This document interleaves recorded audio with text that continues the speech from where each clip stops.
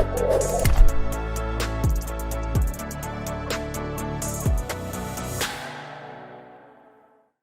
friends, hope you are having a wonderful time. In this video, we will be discussing about the UAE VAT implications on the education sector. This has been a complex area since the services in this sector can either be zero rated, standard rated and even exempt. So let us take a look at some of the conditions necessary for zero rating of goods and services in the education sector. So for any goods or services in the education sector to get the benefit of zero rating, the following conditions needs to be satisfied. First is that the supply is by an education institute which is recognized by a competent government authority. Secondly, the supply is in accordance with the curriculum which is recognized by a competent government authority.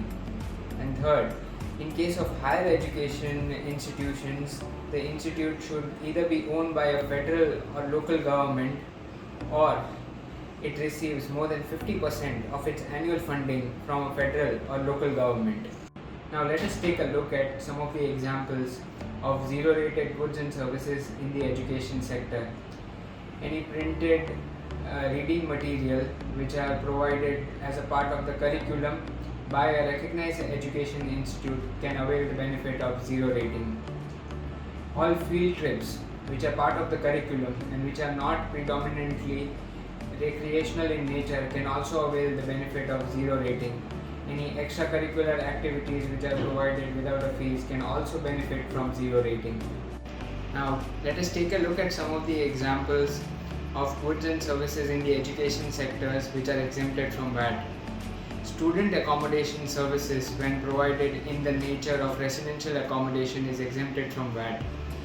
Any services of transporting students from their home to the location of their education institute is also exempted from VAT. In case of exempt supplies, the education institute should carefully consider that any input VAT incurred for making exempt supplies is not claimable. Now let us move on to any goods and services in the education sector which are standard rated. So basically any services which are not covered in the exempt category and which do not fulfill the conditions for zero rating are taxed at standard rate. Some of the examples for standard rated services are rental received from leasing of auditoriums by the education institute, any uniforms provided by the educational institutes, any services provided to a student who is not a member of the education institute. All of these are standard rated.